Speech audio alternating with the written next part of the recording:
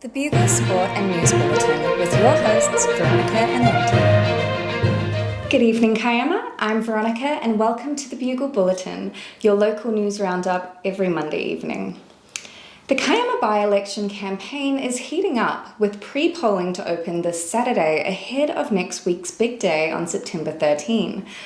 New South Wales opposition leader Mark Speakman was in Kiama earlier today with Liberal candidate Serena Copley.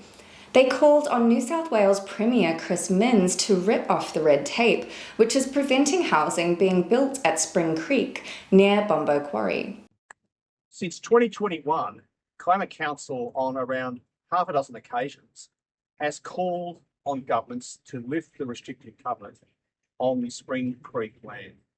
Today, the New South Wales Liberals call on Chris Minns and the Labor government to rip up this covenant. Ronald Reagan famously stood outside the Berlin Wall and said, Mr. Gorbachev, tear down this wall. I'm standing here at Kiama today saying, Chris Minns, tear up this covenant. It's got the unanimous support of Kiama Council. Labor candidate Caitlin McInerney was up at Macquarie Pass on Monday with Roads Minister Jenny Aitchison for the construction of a $9.6 million upgrade of the motorway.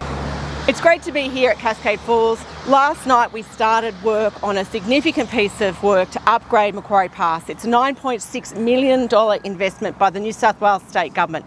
$7.5 million worth of this is maintenance upgrades. So we're using soil nailing and shotcrete and all sorts of great technology to improve the condition of the pass. It's seen a lot of damage over the last 7 or so years and we're really trying to pull up the condition of the road.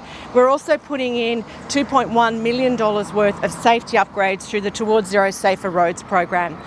Greens candidate Tonya Gray was out and about in Berry, declaring that she wants David Berry Hospital to be used as a mental health facility if she is victorious at next Saturday's by-election. Because there's this crying need for mental health services in the area, and in 1909 this building was bequeathed to the people of Berry. Let's keep it in the public purse. We don't want development. We don't want to see houses on this. We've got a rainforest up there that's ecologically endangered and it must be preserved at all costs. We know feel blue, touch green is a very well known mantra, and this site with its bird song, its greenery, is absolutely perfect for trauma recovery. There are a whopping 13 names on the ballot paper, with deadlines closing last Thursday. And Tonya Gray was the lucky winner of the ballot draw. Her name will appear first, with Copley second and McInerney all the way down at the bottom. Now over to Leighton with all your sports. Thanks, Veronica. And in sport, both Kiama rugby teams are through to the Illawarra District Rugby Union Grand Finals after two impressive performances at Kiama Showground last Saturday. First grade, who hadn't beaten Campbelltown all season, found themselves trailing by 9 points with less than 30 minutes to go.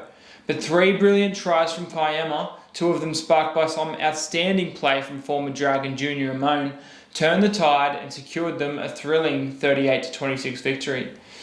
Both the reserve grade and first grade teams will now contest the grand final in 2 weeks' time.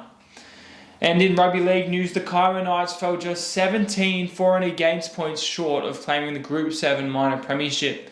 They entered the final round equal first on the ladder with the Shellharbour Sharks and the Stingrays of Shellharbour, but trailed the Sharks by 11 points on differential. And despite a dominant 44-6 win over the Stingrays on the weekend, it wasn't quite enough as the Sharks posted a commanding 48-4 victory over Jamberoo to lock up top spot. Kiama will now face Albion Park Oak Flats Eagles in the major semi-final next Sunday, while the Gerringong Lions, fresh off a 46-6 win over Nowra Bomaderry, will take on the Stingrays in the elimination minor semi-final on Saturday. And in soccer, the Jamberoo Ravens over 40s capped off their undefeated season with a grand final win on Sunday, sealed by a late goal in the final 3 minutes. Meanwhile, the Gerringong Breakers All-Age Division 3 side also claimed grand final glory, and the Kiama Quarriers All-Age Division 1 team followed suit with a title-winning performance. And finally, be sure to grab this weekend's print edition of the Bugle to read about Ethel Curran, Kiama's very own 90-year-old 10-pin bowler, who's still rolling scores as high as 210. Don't miss Ethel's inspiring story in the Bugle out this Friday. And that's all for today's Bugle Bulletin. Thanks for tuning in. Don't forget to subscribe, and as always, stay classy, Kiama.